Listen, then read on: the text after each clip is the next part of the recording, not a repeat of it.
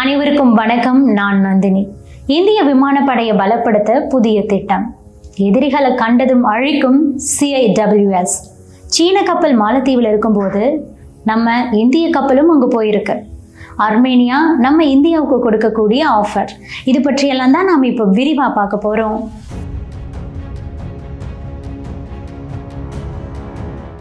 முதலில் இந்திய விமானப்படைக்கு உயர்திறன் கொண்ட ரேடார்களை வாங்கணுங்கிறதுக்காக கேபினட் கமிட்டி ஆன் செக்யூரிட்டி, பாதுகாப்புக்கான அமைச்சரவை குழு ஒப்புதல் கொடுத்திருக்காங்க. சீனா மற்றும் பாகிஸ்தானோட எல்லை பகுதியை முழுமையாக கண்காணிக்க இந்த ரேடார்களை பயன்படுத்துறதுக்கும் நமது விமானப்படை திட்டமிட்டு இருக்காங்களாம். ஹை பவர் ரேடார்ஸ் மற்றும் க்ளோஸ் அண்ட் வெப்பன் சிஸ்டம்ஸை 13,000 கோடி ரூபாய் மதிப்பில் LNT நிறுவனம் தயாரித்து வழங்க போகிறாங்க. இதில் பழைய ரேடார்களுக்கு பதிலாக 6,000 கோடி ரூபாய் மதிப்பில் புதிய ரேடார்களை பொறுத்துறதுக்கும், ட்ரோன்கள் மற்றும் விமானங்களுடைய தாக்குதல்ல இருந்து முக்கியமான பகுதிகளை பாதுகாக்கிறதுக்காக மட்டுமே 7,000 கோடி ரூபாய் மதிப்பில் நவீன ரேடார்களை வாங்குறதுக்கும் நமது இந்திய விமானப்படை முடிவு பண்ணியிருக்காங்க. ரேடார் பற்றி உங்களுக்கே தெரியும். ரேடியோ டிடெக்ஷன் மற்றும் ரேஞ்சிங் அப்படிங்கிறதுடைய சுருக்கம் தான் ரேடார். தகவல் தொடர்பு அமைப்புகளில் ரொம்ப ரொம்ப முக்கியமானது. தூரத்திலிருந்து விமானங்கள், ட்ரோன்கள், கப்பல்கள் இதெல்லாம் வருது அப்படின்னா இந்த மாதிரியான டார்கெட்களை கண்டுணர்வதற்கும் அவை இருக்கக்கூடிய இடத்தை தெரிந்து கொள்வதற்கும் பயன்படுது. நம்ம கண்ணுக்கு புலப்படாத தூரத்தில் ஒரு இலக்கு எவ்வளவு டிகிரியில் இருக்குது, எவ்வளவு தொலைவில் இருக்குது, எவ்வளவு வேகத்தில் பயணிக்குது அப்படிங்கிறது முதற்கொண்டு நாம் இந்த ரேடார் மூலமாக தெரிஞ்சுக்கலாம். LNT நிறுவனம் உள்நாட்டிலேயே இந்த ரேடார்களை தயாரித்து கொடுக்க போகிறாங்க. அடுத்ததாக close and weapon system, CIWS அப்படின்னு இதை சுருக்கமாக சொல்லுவாங்க. இது எதுக்குன்னா, குறைஞ்ச தூரத்தில் ஒரு ஏவுகணையோ விமானமோ ட்ரோனோ நம்ம அவுட்டர் டிஃபென்ஸை தாண்டி வருது அப்படின்னா அதை கண்டறிந்து உடனே தாக்கி அழிக்கக்கூடிய ஆயுதம் தான் CIWS அப்படிங்கிறது. இதில் 2 வகை இருக்குது. ஒன்று, கன்ஸ் கொண்டும் அந்த இலக்கை அடிக்கலாம். 2, ஏவுகணை கொண்டும் ஒரு டார்கெட்டை அடிக்க முடியும். இந்தியா தற்போது ரஷ்யா கிட்டேருந்து வாங்கப்பட்ட காஸ்தான் CIWS தான் பயன்படுத்திட்டு இருக்காங்க. இது கப்பல்களில் பொருத்தப்படக்கூடிய ஒரு துப்பாக்கி வகையை சார்ந்தது. அதே மாதிரி மிசைல் வகையை நம்ம எடுத்துக்கிட்டோம்னா இஸ்ரேல் கிட்டேருந்து வாங்கப்பட்ட போரக் 8 ஏவுகணை, இதுவும் பார்த்தீங்கன்னா ஒரு CIWS தான். இது ஏர் டிஃபென்ஸ்க்கும் நமக்கு உதவுது. இதற்கு முன்பாகவே நாம் US கிட்டேருந்து வாங்கின போலனெக்ஸ் CIWS தான் பயன்படுத்திட்டு இருந்தோம். அதனுடைய சர்வீஸ் காலம் முடிஞ்சதுக்கு அப்புறமா ரஷ்யாவோட அந்த காஸ்தான் CIWS தான் நம்ம பயன்படுத்த ஆரம்பிச்சிட்டோம். தற்போது LNT உள்நாட்டிலேயே இந்த க்ளோஸ் அண்ட் வெப்பன் சிஸ்டத்தை தயாரித்து நமக்கு கொடுக்க போறாங்க. அதை தான் நாம பயன்படுத்த போறோம். அடுத்ததா சீனாவுடைய உளவு கப்பல் கடைசியாக தற்போது மாலத்தீவோட மாலை துறைமுகத்தை நெருங்கி இருக்கு. சுமார் 1 மாத காலமாக பல இடங்களிலும் கடல் ஆராய்ச்சியில் ஈடுபட்ட அந்த சீன உளவு கப்பல் யாங்காங் 03 எரிபொருள் மற்றும் உணவுப் பொருளை நிரப்பிக்கிறதுக்காக மாலத்தீவுடைய அரசுடைய அனுமதியை பெற்று மாலத்தீவுடைய துறைமுகத்துக்கு வந்திருக்கு. 4,300 டன் எடை கொண்ட அந்த கப்பல் இந்திய பெருங்கடலுடைய தரைப்பகுதியை மேப்பிங் செய்யக்கூடிய ஆராய்ச்சி மற்றும் கனிம வளத்தை ஆய்வு செய்யறதுக்காக வந்திருக்கு அப்படின்னு சொல்றாங்க. ஜியோ பொலிட்டிக்ஸ்ல ரொம்பவே முக்கியத்துவம் வாய்ந்த இந்திய பெருங்கடல் பகுதியில் கடலுக்கு அடியில் மேப்பிங் பண்றதன் மூலமா நீர்மூழ்கி கப்பல்களின் செயல்பாடுகளை கூட அந்த சீன கப்பலால அறிய முடியும் அப்படின்னு சொல்றாங்க நமது இந்திய கடற்படை. அதனாலதான் நம்ம நாட்டுக்கு அது ரொம்பவே அச்சுறுத்தலா இருக்கு அப்படின்னு சொல்றாங்க. இருந்தாலும் சீனா நட்பு நாடு, அவங்களுடைய கப்பலுக்கு நாங்கள் நோ சொல்ல முடியாது அப்படின்னுட்டு மாலத்தீவு சொல்லிட்டாங்க. இருப்பினும் நம்ம பாதுகாப்பு கருதி நமது இந்திய கடற்படை தற்போது உஷார்படுத்தப்பட்டு தீவிர கண்காணிப்பில் ஈடுபட்டு இருக்கு. சீன உளவு கப்பல் மாலத்தீவில் இருக்கும் நேரம் இந்திய போர்க்கப்பல் மற்றும் விமானம் மாலத்தீவுக்கு போயிருக்கு. ஏற்கனவே இலங்கையும் சீனாவோட கைகோர்த்துக்கிட்டு இந்தியாவை உரம் கட்டினாங்க. தற்போது அதே வழியை தான் மாலத்தீவும் பின்பற்றி வர்றாங்க.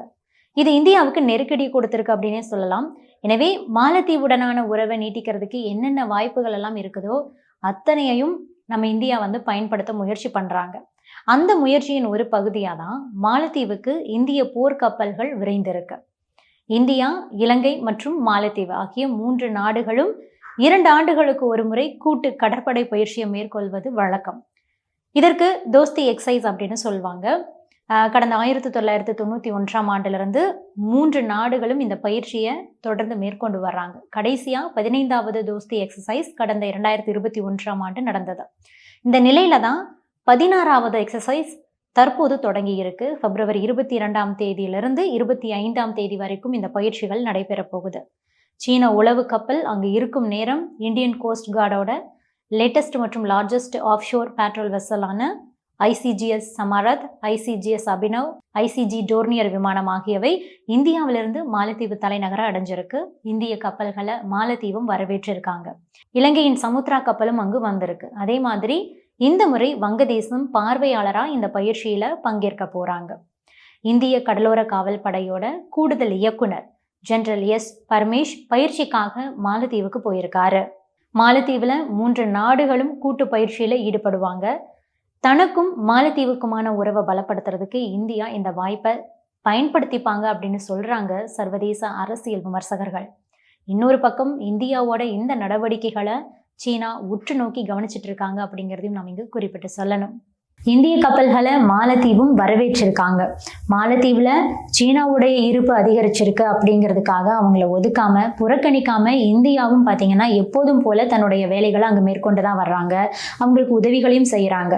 அண்டை நாடுகளில் சீனா ஆதிக்கம் காட்டினாலும் கூட இந்தியாவுடைய ப்ரெசன்ஸ் எப்போதுமே அங்கே இருக்கிற மாதிரியான செயல்பாடுகளில் தான் நம்ம இந்தியா ஈடுபட்டு இருக்காங்க. ஏன்னா நம்ம ஜியோ பாலிட்டிக்ஸ் ரீதியாக நமது அண்டை நாடுகள் நமக்கு முக்கியம்.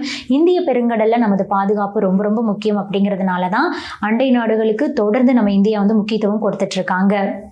அடுத்ததா செங்கடல் வழியா செல்லக்கூடிய வர்த்தக கப்பல்கள் மீது ஹவுதி படையினர் தொடர்ந்து தாக்குதல் நடத்திட்டு இருக்காங்க. இதனால நம்ம இந்திய கப்பல்கள் பாதுகாப்பாக போக வேண்டும் அப்படிங்கிறதுக்காக அர்மேனியா மாற்று கடல் பாதையை நமக்கு ஆஃபர் பண்றாங்க. உலகத்துல ஒரு நாட்டுல இருந்து இன்னொரு நாட்டுக்கு வர்த்தக கப்பல்கள் போக வேண்டும் அப்படின்னா கடல்ல வளைகுடா, கால்வாய் போன்றவற்றை கடந்து சென்றாக வேண்டும். அப்படி வர்த்தக கப்பல்கள் கடந்து செல்லக்கூடிய மிகவும் முக்கியமான இடங்கள் அப்படின்னா அதிகமா கடல் வழி போக்குவரத்து நடக்கக்கூடிய இடங்கள் எடுத்துக்கிட்டோம்னா சுயஸ் கால்வாய், பனாமா கால்வாய், மலாக்கா வளைகுடா, பாபல் மண்டப் வளைகுடா உள்ளிட்ட பல வழிகள் இருக்கு. இந்தியா ஐரோப்பிய நாடுகள் இடையேயான வர்த்தகம் அப்படின்னாவே அது பெரும்பாலும் சுயஸ் கால்வாய், பாபல் மண்டப் வளைகுடாவை கடந்து தான் போக்குவரத்து நடந்துகிட்டு இருக்கு. குறிப்பா மத்திய தரைக்கடல், செங்கடல், கல்ஃப் ஆஃப் ஏடனை அரபிக்கடல் வழியாக நமது இந்திய பெருங்கடலோடு இணைக்கக்கூடிய நீரிணை அப்படின்னா அது பாப் அல் மண்டப் அந்த பகுதி தான். இதன் வழியாக வரக்கூடிய வர்த்தக கப்பல்களை தான் ஹவுதி படையினர் தொடர்ந்து குறிவைத்து தாக்கிட்டு இருக்காங்க. இந்தியாவோட 80% கடல்சார் போக்குவரத்து அப்படிங்கிறது இந்த செங்கடல் வழியாகத்தான் நடக்குது. இதனாலேயே ஆப்பிரிக்க கண்டத்தை சுத்திக்கிட்டு கேப் ஆஃப் குட் ஹோப் அதன் வழியாக கப்பல்கள் சுத்தி கொண்டு நமது இந்திய பெருங்கடல் பகுதிக்கு வருவதா இருக்கு. இதனால 1 மாதத்துக்கு மேல ஆகுது. எரிபொருள் செலவும் அதிகரிக்குது. பொருட்கள் சேர கால தாமதமாகுது. அதுக்கான இன்சூரன்ஸ் காஸ்ட் அப்படிங்கிறது ரொம்ப ரொம்ப அதிகமாகுது. கடல் போக்குவரத்தே ரொம்ப சிரமமான ஒன்றா மாறுது. இந்த நிலையில தான் அர்மேனியா ஒரு ஆல்டர்னேட்டிவான ஷீ ட்ரேட் ரூட்டை நம்ம இந்தியாவுக்கு ஆஃபர் பண்றாங்க. ஐரோப்பிய நாடுகள், மேற்கத்திய நாடுகள் மற்றும் ரஷ்யாவிலிருந்து நம்ம இந்தியாவுக்கு செல்லக்கூடிய கப்பல்கள் தங்கள் நாட்டின் வழியாக மாற்று கடல் பாதையை பயன்படுத்துறதுக்கு அர்மேனியா அரசு அனுமதி கொடுத்திருக்காங்க. கருங்கடல் வளைகுடா வழியாக கடல் வழி வர்த்தகத்தை செய்யறதுக்காக இந்தியா உள்ளிட்ட பல நாடுகளும் அந்த மாற்று கடல் வழியை நாடி வந்திருக்காங்க. இதனால அந்த கடல் வழி வர்த்தகத்துக்கு நாங்கள் இடமளிக்க தயாராக இருக்கிறோம் அப்படின்னுட்டு அந்த நாட்டுடைய அமைச்சர் நரேக் மிக்ட்ரிச்சியான் தெரிவிச்சிருக்காரு.